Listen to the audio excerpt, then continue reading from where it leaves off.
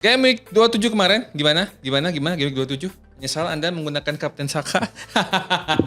Game Week 28 dan Game Week 29 ini lumayan kontras karena yang satunya double Game Week, yang satunya lagi blank Game Week, sehingga sangat penting mengatur penggunaan chips, atau transfer aset juga harus benar-benar diperhatikan. Kevin De Bruyne ternyata nggak se-impact itu ya sekarang, nggak tahu kenapa. Terbukti juga Kevin De Bruyne beberapa kali dicadangkan sama Pep, dan Foden malah yang ini ya, malah reguler, dan Alvarez juga kemarin dicadangkan, jadi kita lebih pilih Foden. Sudah kembalinya triplet Bowen, Kudus, dan Paqueta, ini triplet penting dari West Ham gitu, karena satu aja mereka absen udah beda banget tuh serangan West Ham gitu. Ini agak sedikit kontroversial karena kita nggak pilih Haaland pekan ini, pusing lihat Haaland. Jadi ya udah, kita hukum Haaland dengan gak masuk ke squad pick. Kembali lagi di Pandit FPL bersama saya Scott Uba yang sendirian lagi. Salam panah hijau.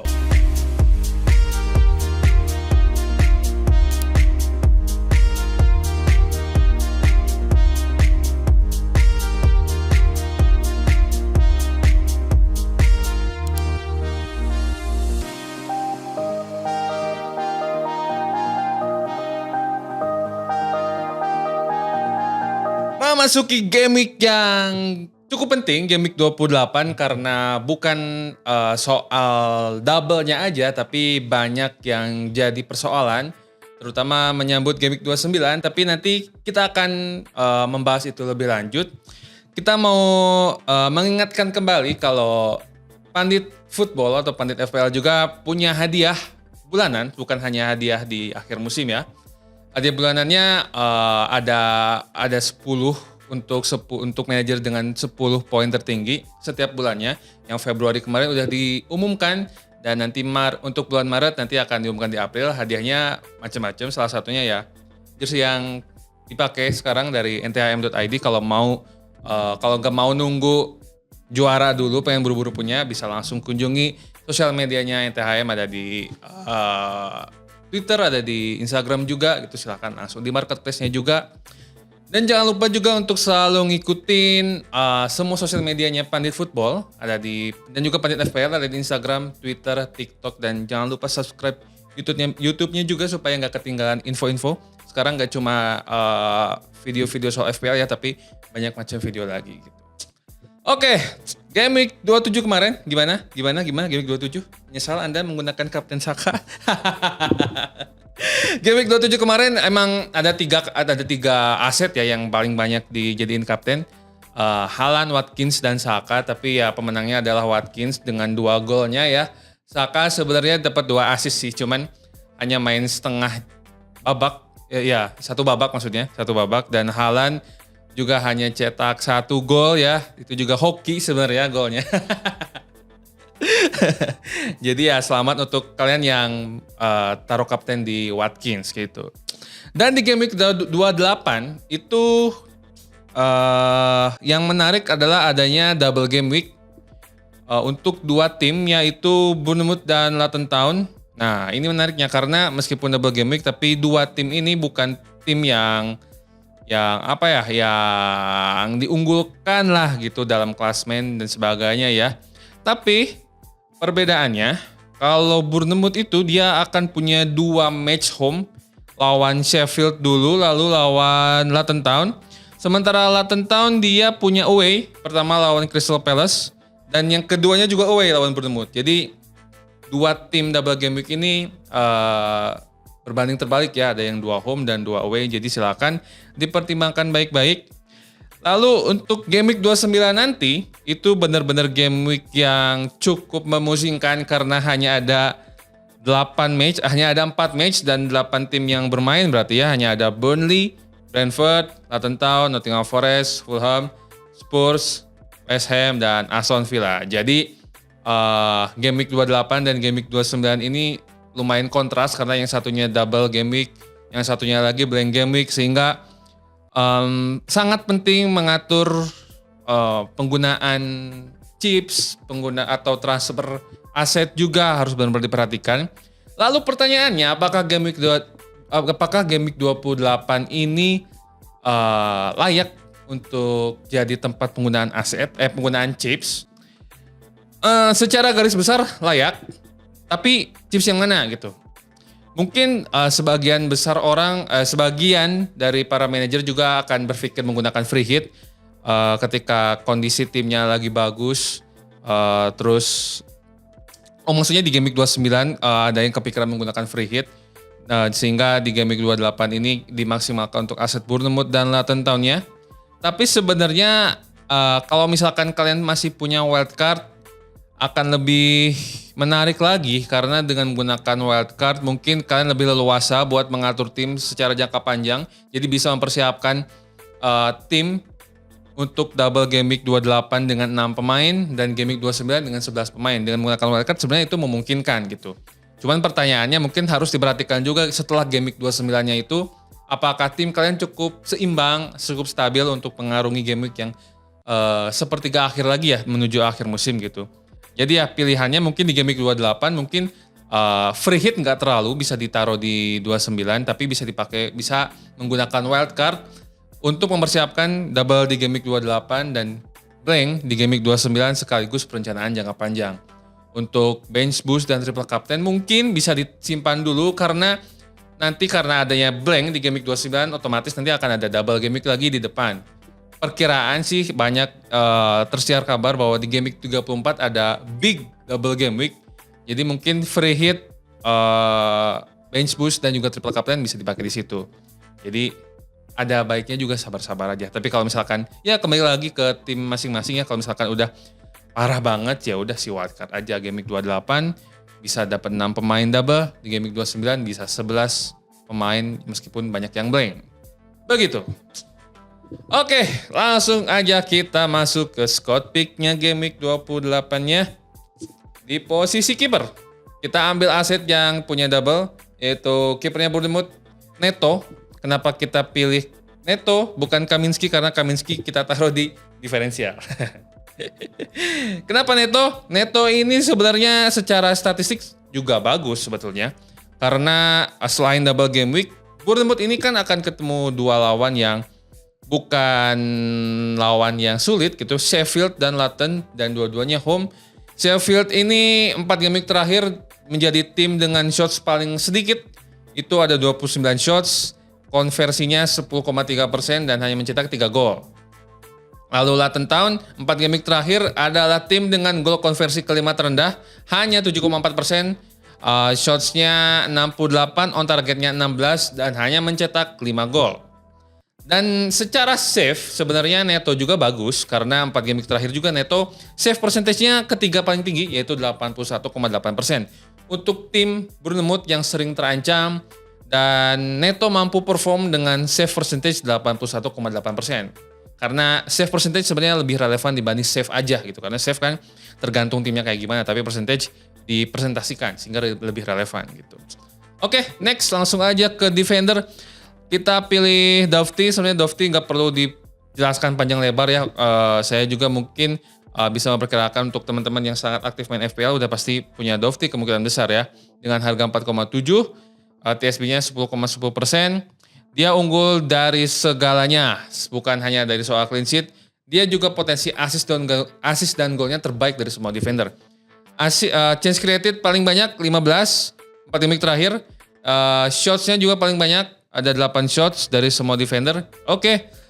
Kedua kita pilih dari West Ham. Ada Emerson Palmieri. Dia juga bukan Emerson Royal ya. Emerson Palmieri West Ham.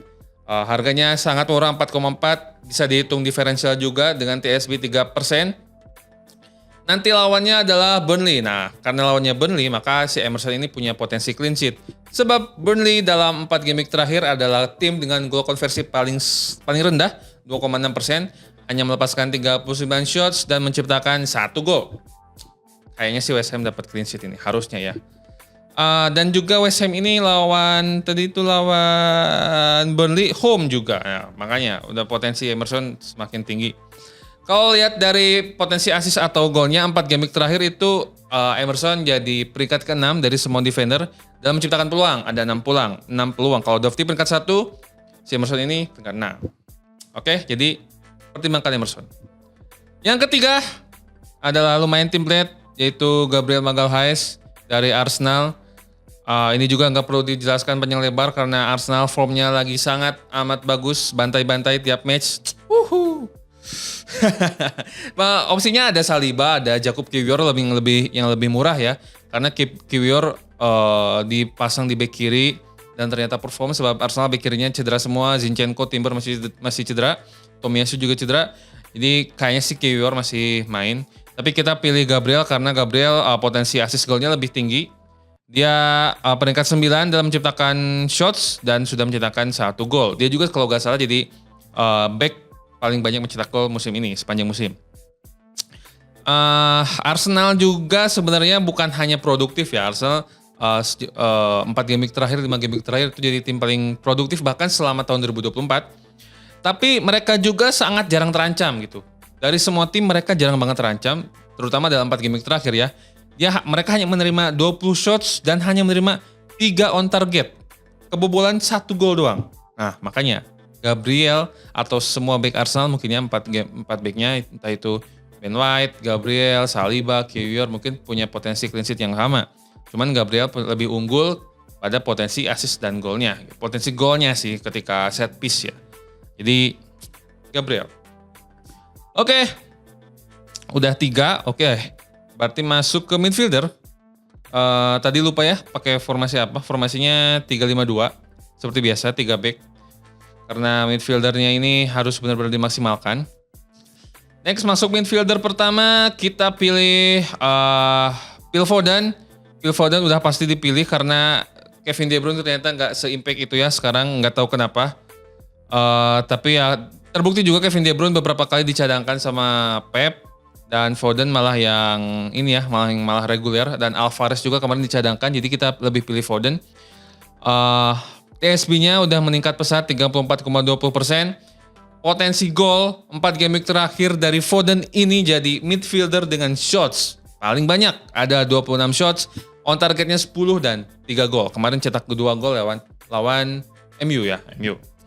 Lalu dari segi assist, Foden juga nggak terlalu buruk ya. Karena dia 4 game week terakhir menciptakan 11 change, 11 peluang dengan 3 peluang besar. Itu peringkat 9 dari semua midfielder. Jadi Foden menurut para scout ini lebih baik daripada KDB. Next, nah ini sebenarnya yang agak gimana ya, agak takut dikit lah gitu. Kita pilih Saka. Kita takut kenapa? Karena di game kemarin ya, karena Saka itu tiba-tiba diganti di awal babak kedua gitu. Ada kabarnya sih dia ada sedikit masalah gitu, cedera atau apa. Tapi itu makanya penting untuk ngikutin pressconnya Arteta nanti sebelum match. Gimana keadaan Saka. Kalau Martinelli sih kemarin kalau nggak salah kelihatannya emang benar-benar pincang sih. Kemungkinan Martinelli gak bakal main nih di game week 28 ya. Jadi kita tetap pede pilih Saka dengan catatan tadi harus perhatiin pressconnya Arteta sebelum match dimulai.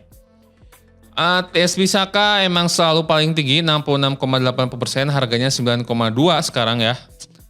Mahal lumayan, tapi worth it. Kalau lihat dari potensi golnya udah jelas secara tim Arsenal lagi form banget, produktif banget. Gol konversinya paling tinggi 25,9%, shotsnya ketiga paling tinggi 81, on targetnya 35 dan golnya ada 21 gol dari 4 match. Buset, banyak banget. Lalu lawannya nanti adalah Brentford. Nah, Brentford ini kebalikannya dengan Arsenal karena Arsenal adalah yang paling efektif gol konversinya, sementara Brentford itu jadi tim yang paling banyak menderita ancaman. Ada 91 shots conceded dalam 4 game week. Dan kebobolan 11 gol. Ya berarti rata-rata 4 match ke 2 ya hampir 3 lah kebobolannya. Jadi sangat match antara potensi Arsenal dan kelemahan dengan Brentford gitu. Kalau lihat secara individu, Saka pertama penalty taker udah pasti, corner kick taker juga. Lalu dari segi shots, dia peringkat 3 terbaik dari semua midfielder, ada 18 shots, on target 7 dan 5 gol. Nah, kemarin doang nih yang gagal mencetak gol gitu. Sebelumnya cetak gol terus. Tapi ya, tetap besar nih potensi Saka gitu. Karena di Arsenal, Saka adalah goal getter ya. Tapi sebenarnya di Arsenal nggak ada. Kelihatannya nggak ada satu pemain yang diplot, lo harus cetak gol gitu. Nggak ada. Semua orang bisa cetak gol di Arsenal. Yoi. Next, peringkat ketiga. Nah ini karena nanti City bakal lawan Liverpool ya, jadi kita coba seimbangkan dengan mencari aset Liverpool.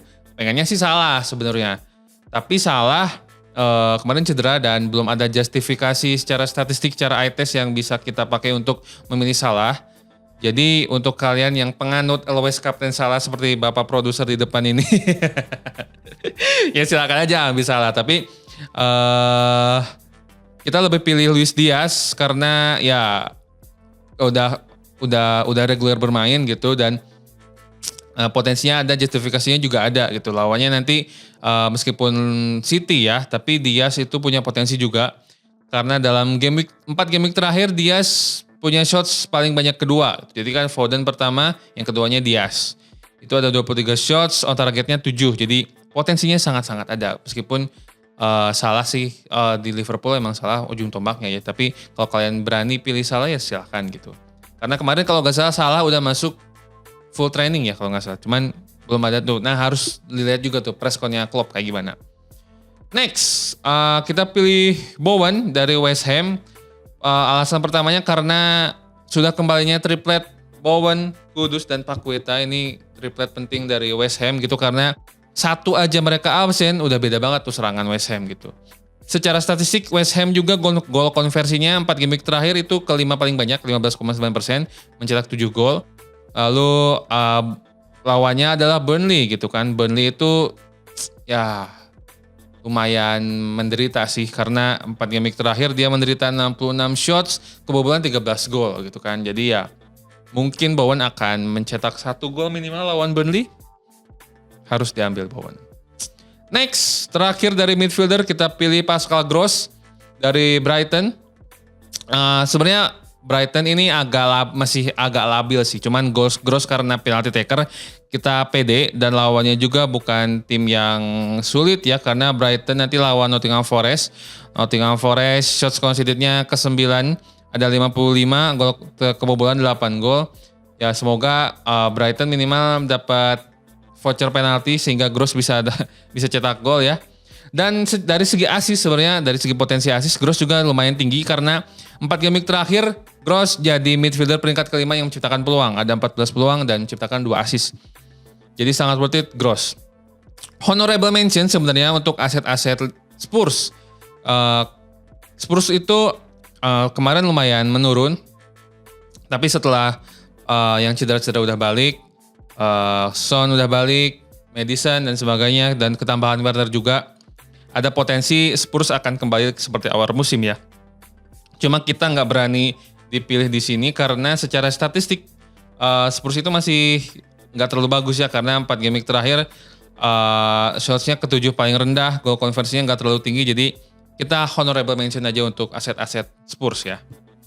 Lalu masuk ke striker. Nah ini striker. Mungkin ini agak sedikit kontroversial karena kita nggak pilih Haaland pekan ini sebab Haaland akan melawan tim yang susah ya, Liverpool. Sejelek-jeleknya Liverpool tetap bagus Liverpool kan karena dia sekarang jadi salah satu penantang gelar juga. Jadi mungkin match antara City dan Liverpool juga akan jadi salah satu match yang menentukan siapa pemenang dan juara Liga Inggris musim ini. Jadi ya dipastikan laganya akan sangat susah diprediksi. Dan kita udah mewakilkan aset Liverpool dan City dengan Foden dan Diaz. Jadi di striker kita pilih 2 striker yang menurut kita potensinya lebih stabil dan tinggi, yaitu Watkins dan Solanke. Solanke udah jelas dia dapat double game week dan dua-duanya home lawan Sheffield dan Luton. Kayaknya sih Solanke must pick banget lah, harus diambil lah. Dan Watkins, kenapa Watkins? Ya karena Aston Villa nanti akan ketemu lawan yang gak terlalu sulit. Bukan terlalu sulit sih, tapi 4 game week terakhir Spurs sering terancam karena Spurs mungkin sedikit gak stabil gitu kan setelah kehilangan banyak pemain akibat cedera. Jadi kita menilai Watkins potensinya lebih besar dari Haaland gitu. Intinya itu. Jadi Solanke harus masuk. Cuma kita lebih pilih Watkins dibanding Haaland karena laganya Haaland itu lebih sulit daripada Watkins. Intinya begitulah pokoknya ya. Dan Watkins secara statistik juga nggak terlalu jelek gitu. Meskipun Haaland emang paling tinggi shotsnya, paling banyak dan sebagainya. Tapi ya kita lihat kemarin lawan MU, peluang depan gawang dengan expected goals senilai 0,93 nggak masuk gitu kan. Jadi 0,93 tuh lebih besar dari penalti loh. Penalti itu SG-nya 0,8 sampai 0,85. Ini 0,7 katanya. Oke, ya sekitar segitulah. Tapi intinya lebih besar dari SG penalti gitu, nggak masuk gitu. Pusing lihat Haaland. Jadi ya udah, kita hukum Haaland dengan nggak masuk ke squad pick. Kita pilih Watkins dan Solanke. Oke. Next, diferensial. Nah ini diferensial. Diferensial dari 4 yang kita pilih, 3 diantaranya itu double game week. Jadi di posisi kiper kita pilih Kaminski karena dapat double game week dan lawannya Crystal Palace dan Bournemouth. Jadi ya ini agak sedikit gambling sebenarnya. Cuman ya double game week ini jadi faktor penentu kenapa kita pilih Kaminski. Sebenarnya di antara kiper yang lain nggak ada yang terlalu outstanding untuk dijadikan diferensial gitu. Dan untuk di posisi back kita pilih Dalot. Dalot nggak dapat double game week sebetulnya MU ya, karena MU kemarin lawannya susah juga City. Dan nanti akan lawan Dalot itu akan lawan Everton ya. Nah Everton ini sebenarnya lumayan bukan tim yang diunggulkan, bukan tim yang spesial lah gitu. Karena dalam 4 game terakhir Everton ini gol konversinya ketiga terendah, ada 5,8% aja dan hanya mencetak 3 gol gitu. Ya harapannya Dalot dapat clean sheet. Lalu dari sisi yang lain sebenarnya Dalot juga kan di posisi sebagai back sayap, jadi harapannya ya Dalot lebih aktif menyerang, kasih crossing untuk para strikernya. Jadi ya make sense untuk pilih Dalot. Sebenarnya meskipun ada beberapa kandidat lain kayak backnya Fulham, ada Robinson, ada backnya Crystal Palace, Munoz, dan mungkin Kiwior juga bisa masuk ke diferensial. Jadi silakan pilih aja diferensialnya. Dan di posisi midfielder kita pilih aset double game week lagi yaitu Tavernier dari Bournemouth. Harganya 5,4, TSB-nya 1% aja. Potensinya nggak terlalu beda ya dengan si Neto tadi karena dari potensi clean sheet-nya sama kayak Neto dan risikonya sebenarnya game Bournemouth ini goal conversion-nya nggak terlalu besar. 4 game week terakhir hanya 8,3%, peringkat ke-6 terbawah dan hanya mencetak 5 gol gitu. Jadi mungkin di situ ada sedikit risiko untuk Tavernier. Tapi karena lawannya Sheffield dan Luton sepertinya risiko tersebut bisa diminimalisasi ya. Terakhir untuk striker kita pilih Morris dari Luton Town. Sebenarnya ada beberapa kandidat sih, kayak kemarin yang kita promosikan yaitu strikernya Fulham, Muniz itu terbukti mantap ya kemarin, jadi salah satu pembeda juga. Tapi Morris ini kita pilih karena gara-gara lagi-lagi double game week, 5,1 harganya dan TSB 0,90%. Lawan Bournemouth sebenarnya Bournemouth meskipun home dua-duanya, tapi secara pertahanan sebenarnya Bournemouth juga bukan yang terlalu bagus di samping Neto yang punya save percentage yang bagus ya.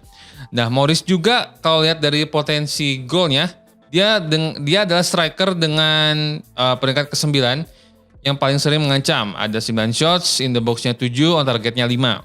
Cuman ya karena kita tahu Luton Town ini lebih kuat ketika home ya, jadi ya risikonya di situ mungkin akan sedikit gak sebagus ketika home Luton ketika away ya. Dan secara statistik pun 4 game terakhir Luton Town goal konversinya 5 terendah, 7,4% aja. Shotsnya sebenarnya banyak 68 dan on targetnya 16 dan hanya mencetak 5 gol gitu. Jadi ya dari squad pick yang kita pilih emang dominasi, kita coba banyak merekomendasikan banyak aset-aset double game week. Cuman kembali lagi di setiap double game week selalu ada aset blind asset ya. Jadi aset-aset yang tidak double game week tapi potensinya sebenarnya bisa lebih besar dari aset yang double game week. Makanya kita tetap taruh-taruh pemain yang tidak dapat jatah double game week. Begitu. Pembahasan terakhir tentu soal kapten ya. Sebenarnya kalau kapten dari segi statistik, double game week dan sebagainya sebenarnya Solanke adalah pilihan yang bagus ya. Dapat double game week juga gitu kan. Tapi kalau misalkan agak ragu dengan Solanke karena gol konversinya Bournemouth nggak terlalu bagus ya, bisa ke kapten tim lead, entah itu Haaland, entah itu Saka, entah itu Watkins. Kapten tim lead, cuman kalau mau agak sedikit berani ya, terutama buat teman-teman yang sedang mengejar rank dan sedang tertahan di papan tengah atau papan bawah sehingga butuh kapten-kapten diferensial. Nah, Solanke juga sebenarnya kayaknya bakal jadi kapten template ya karena double game week. Mungkin selain Solanke sih kalau saya pribadi merekomendasikan Bowen. Ya, feeling aja sih. Jadi kalau salah jangan dibully ya. Gitu. Selain Bowen mungkin Foden juga menarik. Tapi kandidat terbaik sepertinya sih Haaland, Solanke, dan Watkins ya. Saka juga sih gitu. Jadi ya silakan kembali lagi kita mengingatkan kalau kapten itu tidak hanya pakai data tapi juga lebih ke feeling aja. Oke, itu penting. Oke teman-teman, semuanya udah kita bahas dari mulai aset unggulan, aset diferensial, dan juga kapten. Kembali lagi kita mengingatkan kalau di game week 28 ini ada double dan di game week 29 ada blank besar-besaran. Jadi harus bijak dalam menggunakan chips dan juga transfer ya. Kalau bisa sih ya kalau ada wildcard bagus ya game yang udah kita bahas tadi, oke? Oke, terima kasih buat yang sudah menonton. Semoga kita semua dapat panah hijau, meskipun nggak mungkin semuanya dapat panah hijau, selalu ada panah merah di antara panah hijau kan. Jadi ya, terima kasih sudah menonton. Saya Scott Ubay yang sendirian lagi seperti orang monolog. Salam panah hijau.